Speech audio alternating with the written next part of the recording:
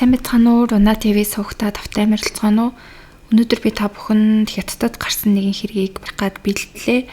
2013 оны 3 сарын 21-ний өдөр шөнө дундад Хятадын Сычуан мужийн Чиндүү хот дахь нэгэн барилгын талбайд ажиллаж байсан 2 ажилчин ажлаа дуусгаад юм идэхээр ярилцсан алхаж байсан. Тэр хоёр хоолны газарт ороод хоолоо идснийхээ дараа хоолоо шингээх санаатай талбайг эргэн тойрон жоохон алхахаар болдог. Тэгтэл энэ үед нэг зүйл нүдэнд нь тусдаг. Барилгын талбай нэг буланд аяллаа том цүнх болон хүнжил тавигдсан байдаг. Тэр хоёр бид хоёрыг хоол идэхээр явж байхад ийм зүйл байсан билүү байгаагүй лүүгээ хоорондоо ярилцдаг. Тэгтэл тэр хоёрыг явж явах энэ аяллаа цүнх юусоо тэр үед байгаагүй. Тэгээд гайхаад хин нэг нь нууцаар энд хог хайчихсан юм байх та хоёулаа юу байгааг нь очиж харъя гэж шалгахаар ойртох тусам тэндээс нэг л эвгүй үнэр мэдрэмж төрж эхэлдэг. Үүнийг хог гэж хэлэхэд гаднаасаа аяллаа цүнх ямар ч эвдрэлгүй бүрэн бүтэн харагдсан. Мөн хамт хайсан хүнжил дээр нь ямар нэгэн бараа өнгийн шингэн наалтсан юм шиг харагдаж байсан. Удалгүй тэд болгоомжтойгоор аяллаа цүнхний цахилгааныг нээх яг тэр мөчөд дотроос нь нэг зүйл гарч ирээд газар ундаг. Хоёр хүн лавшруулаад хартал энэ нь хүний тасарсан толгой болох нь шууд харагдсан. Чочирдсан ажилчид орилон хашгирч талбайн дарга руугаа гүйж очин яаралтай цагдаад дуудлага өгч цагдаа нар ирэн шалгахад аяллаа цүнхэн дотор толгойг нь багтаагаад нийт 9 хэсэг болгож тасалсан эмэгтэй хүний цогцос байгаа нь ил болдог. Хэн болохыг нь тогтоохоор шалгахад саяхан сургаггүй алга болсон тухай цагдаад бүртгэл хийлгсэн байсан ээж охин хоёрын нэг нь болох нь тодорхой болдог. Аяллаа цүнхнээс олдсон өдрийн яг өмнөх өдөр буюу 3 сарын 20-нд тэдний гэр бүлийн баг дүүн цагдаад ээж болон эгчийгээ алга болсон талаар мэдэгдсэн байсан. Ээж Ли Хуацийн хэдэн сарын өмнөөс хөхний хор тавдрын дунд шат гэж онцлогдсон хотын том эмнэлэгт дэмжлэгээ хийлгэж эхэлсэн байсан. Баг дүү нь ажилдаа учраас оронд нь том охин 26 настай Лёв Саммин ээжийнхээ асаргааг хариуцсан ээж эгч хоёр нь хамтдаа амьдарч байсан. Тэрээр төрлөх нутгаа орхин эмнэлэгтэй ойр газарт нэгэн дэм буудал маягийн байрыг хөслөн ээжтэйгээ хамт амьдарч байсан. Ингэснээр эмнэлэг рүү ойр орхон явах боломжтой байсан. Хүүн өдөр бүр утсаар яран санаа тавьж асууж холоос ээж эгч хоёрыг анхаарч байсан. Гэвч 3 сарын 19-ноос эхлээд гинтл ээж эгч хоёр нь хоёулаа холбоо тасарсан. Хэдэн 10 удаа дуудлага хийж мессеж илгээсэн ч гэсэндээ гар утас нь байн гунтраастай байгаад байсан. Баг дүү Лёв Сяошин сэтгэлэн төвшин гест хаус болон эмнэлэг рүү очиж шалгахад хинч тэдний хаана байгааг мэдэхгүй гэж хэлсэн. Тэр байтугай 19-нд ээжийнх нь сүүлийн туяаны эмчилгээ тулагдсан байсан ч гэсэн тэр өдөр ирж эмчилгээгээ хийлгээгүй гэдгийг эмч хэлдэг. Ингээд хүүгийн сэжиг улам бүр лавшир цагдаад мэдэгдчихэд байж байтал барилгын талбайгаас илэрсэн нь 50 гаруй настай эмэгтэй хүний цогцос буюу ээж охин хоёрын ээж Ли Хуацины цогцос гэдэг нь тодорхой болдог. Хөхний хор тавдрын эмчилгээний төгсгөл шат руу орж байсан ээж нь ийм аимшигтайгаар хэсэг болон хуваагдаж цогцос нь олдсон. Гэвч их чинь хаана байгаа нь тодорхойгүй байсан учраас цагдаа нар барилгын талбай ойролцоож нэгжиж энэ тентхийг бүгдийг нь хайж үзсэн боловч эгчийнхэн цогцос бол тэр хаваас олдоогүй. Мөрдөн шалгалтанд орсон цагдаа ээж охин хоёр хамт амьдарч байсан гэж байгаа гест хаус руу очсон. Ихэд өрөө нь гаднаасаа түгжээтэй байсан ч гэсэн цагдаа нар ресепшний тусламжтайгаар онгойлгоод орж чадсан. Тэдний орсон өрөө бол маш жижиг хэмжээтэй нилээн давчуу өрөө байсан. Дотор нь маш цэвэрхэн бүх зүйл цэвэрлэгдсэн зөвхөн орон дээр матрас л ганцхан байсан. Энэ нь бол цагдаа нарт маш ачааргалтай харагдчихсан. Хүн амьдарч байсан газар гэхэд хитрхий цэвэрхэн хоосон байсан. Яг л хаа нэг тийшээ нүүсэн юм шиг харагдаж байсан. Бүр өдөр тутмын хэрэглээний зүйлс болоод хувцас хунар зэргүүд нь ч гэсэн ерөөсөө байхгүйсэн. Үүнээс гадна хамгийн с ิจ гтэй нь өрөөнөөс нилээн эвгүй үнэр үнэртэж байсан. Туршлагатай цагдаа нь энэ үнрийг хүний цусны үнэр гэж шууд мэдэрсэн. Тэгэхээр энэ өрөөнд ямар нэгэн хэрэг болсон байх магадлалтай болж таарсан. Ингээд шинжилж үзэхэд бол орных нь хажуу талын ханан дээр болоод угаалтуурын орчимд маш жижиг цусны дуслууд илэрсэн. Үүнээс болж цагдаа нар ээж охин хоёр ор мөргүй алга болсон 19-ний тэр өдөр энд аллах болсон байж магадгүй гэсэн хувилбарыг гаргаад тухайн хугацаанд с ิจ гтэй хүн орж гарсан эсхийг шалгахаар ресепшн дээр очисон. Тэгэхэд ресепшн хэлэхдээ 19-ний өдөр тэр өдөр ээж охин хоёроос өөр хүн бол орж ирээгүй. Харин тэр шөнө үүрээр нэг зочин маань тэр өрөөнөөс шүнжин нэг сонин дуу гараад байна гэж надад гомдол гаргасан гэж хэлдэг. Цагдаа нар тэр даруй тэр гомдол гаргасан зочинтой уулздаг. Тэгээд та яг ямар дуу сонссон бэ гэд асуусан чинь тэр зочин хэлэхдээ яг л юм зүсэж хэрчиж байгаа юм шиг чимээ сонсогдоод байсан. Тэгээ энэ чимээ болохоор маш аимшигтай чанга сонсогдож байсан болохоор би тэсэлгүй өрөөрөө нь очиод хаалгыг нь тогшоод дууга багсгаач унтаж чадахгүй байна гэж хэлсэн. Тэгтэл энэ чимээ гинтл нам гүн болж үүнээс хойш бол энэ чимээ дахиж гараагүй гэж тэр зочин хэлдэг. Тэгээ энэ нь бол цагдаа нарт бол улмал с сэжигтэй сонин санагдчихсэн. Тэгээд тэр зочин бас нэмж хэлэхдээ би доошоо ингээ хаалганыхан завсрыг харсан чинь тэр завсраа альчуураар ингээ завсар байхгүй нямбай бөглсөн байсан гэж цагдаа нарт бас хэлдэг. Дараа нь цагдаа нар гест хаусын CCTV-г шалгахад 3 сарын 18-ны оройн 8 цагийн үед ээж охин хоёр өрөөндөө орж байгаа нь бичигдсэн байсан.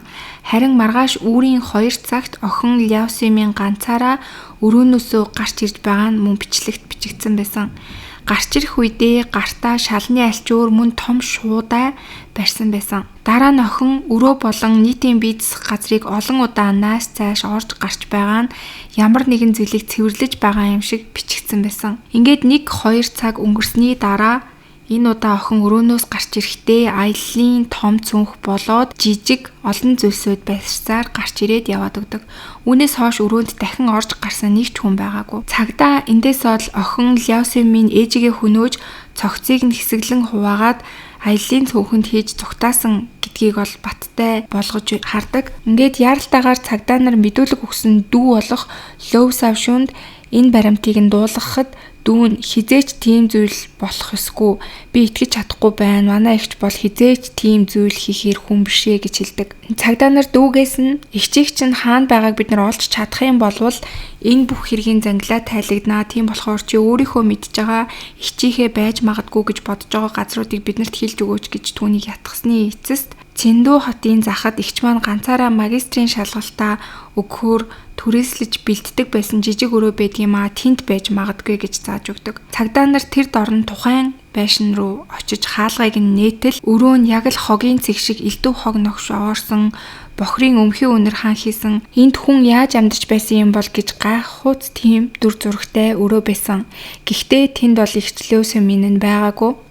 Цагдаа нар хөшөө дээр нь явж сураг тавихад зарим нь Левсиминийг харсан гэж хэлдэг. Хэд хоногийн өмнөөс хойш энэ хаваар тэнэж бараг тэнмэл хүн шиг харагдаж байсан. Олон хоног угаагаагүй бололтой, үс нь хоорондоо наалтчихсан, хувцсан, навсайсан, бүр гуталгүй хөл нүцгэн алхаж байгааг нь харсан. Өнөө өглөө хүртэл түүнийг харсан гэсэн мэдээлэл гарч ирдэг. Ингээд цагдаа нар ойр орчимд нь нотож хүлээж байгаад 4 цаг орчмын дараа Левсиминийг цагдаа нар олж илрүүлдэг. Цагдаа нар даруй түүнийг бүсэлж баривчилсан. Тэр үед Левсиминий өмдний зах ханцүй дотор хувцсгээд олон газар цусны толб байсан. Түүний хувцсан дээр байгаа цуснаас ДНХ шинжилгээ хийхэд тэр бүх цус нь ээжийнх нь цус болох нь батлагддаг. Левсиминийг цагдаа нар баривчлаад байцаалтаа эхлүүлдэг. Ээж чинь хаана байгааг чи мэдэж байна уу гэж түүнээс асуусан. Тэгтэл Левсимин гинтл тасралтгүйгээр инээж эхэлдэг. Ээж хэд хоногийн өмнө эмнэлэгт нас орчихсан штэ гэж хариулсан. Тэгээ цагдаа нар болохоор ээжийн чинь цогцыг бид нэр барилгын талбайгаас олсон. Бүх баримт нотлохоо байна. Тэгэхээр чи хэрэгээ хүлээ гэж түүнийг шахаж эхэлдэг. Тэгэхэд Левсимин ерөөсөө гайхсан, цочирцсон тийм царай гаргахгүйгээр би юу ч мэдэхгүй штэ гэж хэлээд инээгээд уйлаад дахиж инээгээд уйлаад энийг ол бүр ингээд давтаж сонио ааш аврыг гаргаж эхэлдэг. Сэтгцийн үнэхээр асуудалтай эсвэл жүжиглж байгаа юу гэдгийг нь бол таахад маш биерх байсан. Учир нь тэрээр нэр хүндтэй их сургууль төгссөн маш сэргэлэн мөн хууль зүйг сайн мэддэг. Өөрөөр хэлбэл энэ нөхцөл байдлаас яаж мултарч болох арга замаа мэддэг байх боломжтой тийм эмгтэй байсан учраас магадгүй жүжиглж байж магадгүй гэж цагдаа нар үзчихсэн. Тэгээд цагдаа нар дүүгээс нь эгч чинь сэтгцийн ямар нэгэн өвчин ч юм уу асуудал байсан уу гэж асуухад дүүн манай эгчид тийм асуудал юусоо байгаагүй. Тэр бол хэвийн хэрэг гарахаас хэдхэн хоногийн өмнө хүртэл надтай зүв зүгээр уцаар ярьсан. Манай эгч маш ухаантай хүн. Та нар яагаад тэгж бодож байгаа юм бэ гэж цагдаа нараас асууж эхэлсэн. Энэ үед бол цагдаа нарч гэсэн эргэлзэж байсан. Тэгээд түүнийг олж үжиглж байгаа эсвэл яг үннээсээ ийм байгаа гэдгийг нь мэдхийн тулд ээжийнх нь цогцос олдсон барилгын талбай руу түүнийг дагуулж очиод тэнд байсан тухайн үед ямар байдалтай ээж нь олдсон тэр бүх зургуудыг түүнд үзүүлээд энэ бүхэн чиний хийсэн зүйл үсттэй гэд шахаж асууж эхэлдэг. Тэнийг харуулсан ч гэсэндээ охинд бол ямар ч тийм гимшиж байгаа царай, сандарсан царай байхгүй. Тэр зургуудыг хараад дахин маш хүчтэй инээж цагдаа ахаа энэ зураг дээр байгаа хөл ямар бүдүү юм бэ гэж хүртэл хэлж эхэлсэн. Өөрийнхөө ээжийн цогцыг хараад ингэж байна гэхээр цагдаа нар хүртэл энэ үнэхээр сэтгцийн асуудалтай байгаа юм болов уу гэж бодоход хүрэн сэтгцийн ийм чавчран түүнд шинжилгээг хийж үздэг. Тэгэхэд дүгнэлтэлт нь бол ерөөсөө сэтгцийн ямар ч асуудалгүй хэвэн байна гэсэн хариу гардаг. Тэгэхээр цагдаа нар бол энэ бүх түүний гаргаж байгаа ааш нь жүжиглэлт байна гэж үздэгдэг. Ингээд цагдаа нарт хэдийгээр нотлох баримт болоод CCTV-ний бичлэг, хуршүүдийн мэдүүлэг, DNA ч гэсэн байсан ч гэсэндээ леусеминийг бол ээжигээ яг алсан гэж батлах, нүдээр харсан ямар нэгэн баталгаан нотлохоо байхгүй байсан учраас түүнийг бол өөрийг нь хэргийг хүлээлгэхээс өөр аргагүй байсан. Ингээд цагдаа нар түүний хамгийн ойрын хүн байсан гэх аав гах буюу ээжийнх нь ахаас тусламж хүсдэг. Аав гах болон леусемийн хоёрын харилцаа бол маш тосон байсан. Учир нь леусемийн ахлах сургуульд байх үеэсээ эхлээд аав гахынхаа гэрт амьдарч байсан бөгөөд аав гах нь түүнийг үргэлж хамгаалж, түшиж, тулж ирсэн. Өдөр бүр сургуульд нь хөргөж өгдөг, халаасны мөнгө, амжиргааны зардлыг нь бүгднгийн даадаг байсан. Тиймээс леусеминий хувьд бол аав гах нь зүгээр ч нэг ах биш, бараг аав шиг нь хүн байсан. Тэгээ цагдаагийн байцаалтын өрөөнд сууж байсан леусеминд түүний ах нь орж ирэх үед леусемин баг зэрэг сандарсан царай гаргаад толгоогоо гудаалга. Ах нь уур амьсгалыг зөөлөхийн тулд хамтдаа өнгөрөөсөн сайхан үеэ ярьж эхэлдэг. Чамайг сургуульд байхад чинь би хоцорч хуйдэ гэж өдөр бүр чамайг хөргөж өгдөг байсныг санаж байна уу? Би тэр үед чамайг үнэхээр их хайрладаг байсан. Одоо ч гэсэн би чамд маш их хайртай. Чи бол миний хамгийн эрхэм нандин хүн. Чи надад баяраар бэлэг өгдөг байсан штэ. Тэр бэлгүүдийг чинь ч гэсэн би хадгалчихсан байгаа гэд. Ер нь сайхан дурсамжуудаа ярьж эхэлсэн. Тэгэхэд энэ үед леусемин гинтл ах руугаа харан уйлж эхлээд хэрэгээ ер нь бол хүлээж эхэл. Тэр хэлэхдээ уучлаарай гэж хэлээд тэгээд бүх зүйлээ ярьж эхэлсэн. Тэг ингээд хэрэгтэн бүсгүй болоод тэгээд түүний амьдрал тэгээд түүний ярьсан мэдүүлгийн талаар одоо ярьж эхлэе. Түүний хувьд болохоор жижиг хөдөө тосгонд төрсэн аав нөөлдөрийн ажилчин, ээж нь бага ангийн багш байсан. Багада онц ноцтой санхүүгийн бэрхшээлгүй ер нь бол өссөн. Эцэг гэх нь хоёулаа ажил хийдэг эрүүл саруул хүмүүс байсан боловч 14 нас хүрэх жилд нь аав нь хорт тавдартай гэж онцлогдсноор нөхцөл байдал огцом өөрчлөгдөж эхэлсэн. Хим эмчилгээгээр өвчнөө нэг удаа давж гарсан ч гэсэндээ удалгүй хорт тавдар нь нуруунд нь үсэрхийлж аав нь саажилттай болж тэр цагаас хойш насан туршдаа орон дээр хэвтэх болсон. Үүн дээр асар хэмжлэгээний зардал, амжиргааны зардал нэмэгдэж тэднийх ер нь бол маш хурдан ядуурч эхэлсэн. Тэр үед ээж Ли Хуацийн ганцаараа эдийн засгийг нуруундаа өөрөх болж дээрээс нь 2 хүүхдээ өсгөх нь дэндүү хүнд байсан учраас том охин леусеминийг өөрийн ахынх руугаа даатхан гэрлүү нь явуулсан. Охиноо явуулахаасаа өмнө угаасаа багш хүн байсан болохоор боловсролыг маш их чухалчилдаг байсан ээж нь охиндоо хандаад заавал сайн сургуульд ороорой, дараа нь нэртэй сайн компанид ажилд орж манай гэрийг дахин босгон шүү, чи чаднаа, чамд бүх найдвар байна гэж хэлсэн. Энэ үг бол леусеминий нуруунд дээр том охины хувьд асар их хариуцлага болж буусан. Тэр ахыхаа гэрт очсноос хойш өдөрт ердөө 3 цаг унтан хичээлээ улааран суралцаж эцэст нь Хятадын хамгийн нэр хүндтэй их сургуулийн нэгт хууль зүйн ангид элсэн орсон. Анх шүүгч болох мөрөөдөлтэй байсан ч гэсэндээ амьдралын нөхцлөөс болоод хурдан мөнгө олох шаардлагатай тул тэр мөрөөдлөө орхиж сургуулаа төгсөөд шууд нэг газрын тосны компанид ажил ордог. Тэр компани үнэхээр сайн компанид тооцогдож байсан. Жилийн цалин нь 100 мянган йен орчим байсан. Тэгэд энэ нь болохоор 2013 оны Хятадын дундаж жилийн орлогын бараг 2 дахин нэмэгдүүлсэнтэй тэнцвүүц тийм өндөр цалин байсан. Тэгээ охиныхоо энэ компанид ажилд орсонд бол ээж нь маш их баярлаж миний зовж зүдэрсэн маань талаар болсонгүй, манай охин манай гэрийг босгож байна. Чи манай гэрийн тулгуур миний бахархал гэж охиныгоо байнга магтдаг болсон. Охин нь ч ээжийнхээ хүлээлтэнд бүр илүү хүрхийг хүсэж ажил дээрээ хурдан дэвшиж илүү их мөнгө олохын тулд илүү цаг шөнө орой болтол ажиллан бүх хүчээд ажилдаг байсан. Нэвч тэдэнд бас л санаанд оронгүй нэгэн зовлон тулгарсан. Тэгээ тэр нь юу вэ гэх юм бол тэдний компани удирдлага нь леусеминийг ер нь бол өөр нүдээр хардаг байж байгаад түүнийг бизнес аялалд хоёулахнаа явах нөхцлөөр авч явдаг. Удирдлагын хувьд энэ нь бол боломж байсан тул тэрээр компанийн уулзалтын үеэ Xiaomi-ыг арх хулгаад маш их согтоодог. Xiaomi нь өөрийгөө барих гэж хичээсэн ч гэсэндээ эцэст нь өөрийнхөө зочид буудлын өрөөнд ормогцоо тасраад ер нь бол унтчихсан. Тэгээ тэр мөчөд нүднийх нь өмнө удирдлага нь харагдсан. Удирдлага нь түүний араас өрөөнд нь дагаж ороод түүнийг хүчирхийлсэн. Дараа нь удирдлага нь хэрэглэхдээ хэрвээ чи үүнийг юу ч болоогүй юм шиг өнгөрөөгөөд амаа хамхиж чадах юм бол би чамайг албан тушаал дэвшүүлнэ, цалингчин нэмэн цайн зам руу хөтлөнө гэж хэлдэг. Түүнчлэн гэрт чинь ойр чиндүүрөө шилжүүлж өгнө гэж хүртэл амладаг. Бүр үүгээр шалтгаглан хит хитэн удаа түүнийг дуудаж дахин хүчирхийлсэн ба. Гэтэл удирдлагын амлалт бол биелээгүй, тэр албан тушаалч дэвшээгүй, цалин нь ч өөрчлөгдөөгүй. Тэгээ түүнийг өөр салбар руу ч шилжүүлээгүй. Тэг үүнээс болоод удирдлагынхаа царайг бол байн харах шаардлагатай болсон.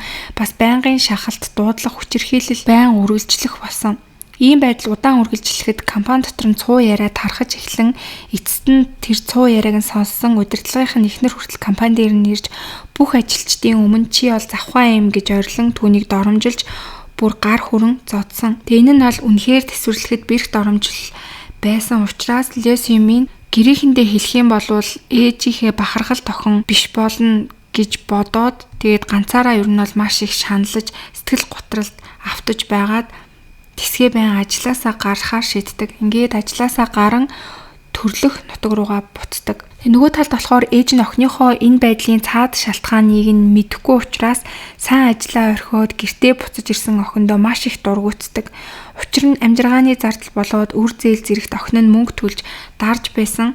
Тэгтэл охин нь ингээ хүрээд ирж байгаа учраас яагаад ажиллаа гинт орхисон юм бэ? Чи хариуцлагагүй байна гэж уурлаж өдөр бүр охиндоо хатуу үг хэлж загнаж, доромжилж шахаж эхэлдэг. Ийхүү үргэлжилсэн ээжийн дарамт давталгаан Лёсимийн бүр мухардалд ороод түшиг тулах хөнгөө тул сэтгэл готрол нь улам гүнзгийрсэн. Түүнээс хойш бас өөрийнхөө тэр хүчирхийлүүлсэн хэрэгээ ер нь бол өөрийнхөө буруу гэж өөрийгөө буруутгаж эхэлдэг. Тэр өдөр би арай болгоомжтой байсан бол удирдлагын үгэнд итгээгүй бол би арай их илүү тиссэн бол ийм байдал орохгүй байсан. Гэр бүл минь илүү аз жаргалтай байх байсан гэсэн бодлуудад автаж эхэлсэн. Хэсэг хугацааны дараа Лёсимийн ээжтэйгээ нэг удаа сайн ярилцаж үзэхээр шийдээд ээжээ надад их гомдож байгааг чинь мэдэж байна. Гэхдээ надад ганц удаа боломж өгөөч. Би хууль зүйн магистрт сурмаар байна. Тэгээд шүүгч эсвэл өмгөөлөгч болоод өмнөх ажилласаа илүү их мөнгө олж чаднаа гэж ээжигээ ятгаад шалгалтандаа төвлөрхийн тулд нэг өрөө түрээслэн ганцаараа амьдрах болсон. Гэвч хичээл хийх нь бол өмнөх шигээ амар байгаагүй. Тэр өөрөө сэтгэл готролтой, тэр нэмчлэгдээгүй байсан учраас номоо бариад суух гэхээр ерөөсөө боломж нь бүрдэж чадахгүй, өдөржингөө унтах, эсвэл маш их ядраад сэтгэл зүрх нь хоосроод ерөөсөө орноосоо ч босч хичээлээ хийх тэнхэлгүй өдөр хоногуд өнгөрчээсэн. Мөн гэрээ цэвэрлэх ямар ч хүсэл байхгүй учраас гэрт нь хог новш улам бүр овоорсоор байсан. Ингэж байтал 2012 оны 12 сард ээж нь хөхний хор тавдартай гэж онцлогдсноор нөхцөл байдал уламд ордож баг дүүн ажиллаа хийхээс өөр аргагүй тул Лёсимийн өөрийнхөө бүх төлөвлөгөө сургалтаа хоош нь тавин ээжийнхээ асаргааг даахаас өөр аргагүй болдог. Гэхдээ өмнө нь цуглуулсан хадгаламжаа бүхэлд нь нэмчилгээний зардалд зарцуулдаг. Гэвч мөнгө нь хүрэлцээгүй тул маш муу нөхцөлтэй жижиг гест хаусын нэг өрөөг түрээслэн ээжтэйгээ цуг амьдарч эхэлдэг.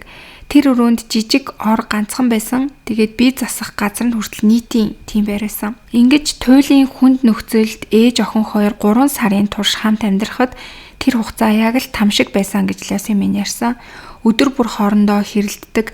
Яг үнэндээ хоёр талын маргаан гэхээсээ илүү ээжийнх нь нэг талын байнгын дарамт өглөлтөнд Лёсимийн өртдөг байсан гэж хэлсэн. Тухайн үед ээж нь өөрөө эмчилгээ нь маш хүнд, эмнэлгийн зардал асар өндөр, стресс ихтэй, бие нь өвдөж зовж байсан учраас бүх бухимдлаа охин дээрээ гаргадаг байсан. Бүгд чиний буруу, чамаас болж би өвчтөй болсон. Чам шиг хэрэггүй хүүхэд төрүүлээгүй бол дээр байх байсан гэж охиндоо байнга хилдэг болсон. Ингээд Лёсимийн сэтгэл санаа бараг л нуруу унах хэмжээнд хүрсэн. Тэр өөрийгөө бүх зүйлээ гэр бүлдээ зориулсан гэж боддог ч хариуд нь ийм их дарамт шахалт доромжлол ирсэн гэж хэлсэн.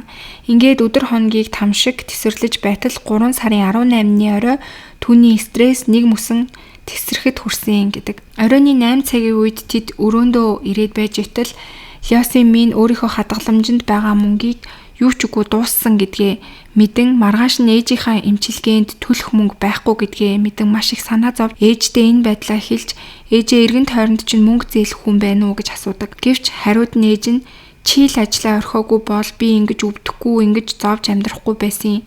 Бид ингэж сүрсэн бүгд чиний буруу. Чамаас болсон чи бол хинт ч хэрэггүй амтан. Зүгээр л нутг руугаа буцаж очиод нэг хөгшин настай мөнгөтэй хүнтэй суу. Тэгээд сүйт бүсгүй бэлэг буюу инжийг надад авчирч өг. Тэр нь чамтай хамт амьдрснаас дээр надад илүү тусламж болно гэж хэлдэг. Тэгээ энэ үг нь бол яг л Йосеминийг толгоороо цогсон юм шиг санагдсан гэж байгаа. Гэр бүлийнхээ төлөө бүхнээ зориулсан хүнд ээж нь хязгаараас давсан үг хэлж байгаа юм шиг санагдаж охиноо хөвшин баян хүнтэй суулгаж худалдах гэж байгаа юм шиг мэдрэмж төрөөд тэсхийн аргагүй уур хэлнэ. Хүрэн Йосемин өрөөний нэг болонд байсан хутгийг шүүрэн авч ээжийнхээ хүзүүг нь цуссан гэж байгаа. Зүүний гол судснаас цус олгоодон урсаж ээж нь удалгүй их хэмжээгээр цусаалдан амнасаа алддаг. Ээжигээ амнасаа алдсны дараа Йосемин тэр үед л ухаан орж хэрвээ ээжийн маань зохицос олдох юм бол энэ бүх зүйл дуусна би ч үгүй болно гэж сандарч эхлээд хаалганы доорх завсрыг альчуураар чанга бөглөөд эндээс цогцсыг хэсэглэн хувааж эхэлсэн гэж байгаа. Дараа нь хуваасан хэсгүүдээ аялын цүнхэнд хийгээд хөдөлгөөн багтай барилгын талбай руу таксигаар явсан. Тэр талбайг ажиглаж байгаад ажил дуусаад гэрлээ унтарч хөнгөө болсон гэж бодоод аялын цүнхээ тэнд аваачиж орхисон. Ингээд ээжийнхээ амь насыг хөнөөж цогцыг нь хайсныхаа дараа хуулийн цорхоог сайн мэддэг байсан учраас зүгтж яваа юм шиг харагдъя гэж төлөвлөөд тэгээд галзуурсан юм шиг царай гаргаж байгаад ингээд удалгүй цагдаад баригдсан байсан. За ингээд дээж ахыгаа хараад бүх хэрэгээ хүлээж шүүхийн шитгэлээ хүлээх хэрэгтэй болсон. Ингээд 12 сард бол анхан шатны шүүх хурал болж хятадын шүүх түүнийг шууд цаазаар авах ял оноодог. Шалтгаан нь төрсөн эхийгээ хөнөөж цогцыг нь хэсгэлсэн онц ноцтой аллах гэж үздэг. Үүн дээр нэмээд сэтгцийн өвчтөе дүр эсгэж шүүх засаглалыг мэхлэхийг оролцсон гэж үзсэн. Ялыг муу оноогоод энэ ял нь бол нийлээд цаазаар ахуулах ял болдог.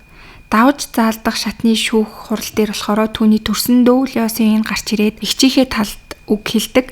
Манай ихч амьдралынхаа турш гэр бүлийнхээ төлөө өөрийгөө зориулж ирсэн гэж хэлээд шүүгчийн өмнө өвдөх сүгдэн ихчийг минь амьд үлдээгээч гэж гуйдаг. Шүүх талигаачийн ар гэрийн хүсэлтийг харгалзаж үзээд 2017 онд Йосемин 2 жилийн хугацаатай цаазын ялыг нь төр хойшлуулсан ялыг оноодог. Өөрөөр хэлэх юм бол 2 жилийн хугацаанд хорих ангид үлгэр жишээ байж чадах юм бол цаазаар авах ялыг нь бүх насаар нь хорих ял болгож өөрчилдөг нөхцөлтэй ийм шийдвэрийг гаргасан байгаа. За тэгэд яг одоогийн байдлаар 2025 он гэхэд бол тэр ял нь бүх насаар нь хорих ял болж өөрчлөгдөн хятадын шоронд бол хоригдож байгаа гэсэн мэдээлэл байгаа. За ингээд өнөөдрийн та бүхэнд бэлтгэж хүргэсэн хэрэг маань маш эмгэнэлтэй, харамсалтай ийм хэрэг байлаа. За тэгээд энэ хэрэг дээр бас та бүхэн юу гэж бодож гин сэтгэлдээ комент хэсэгт бичээрэй.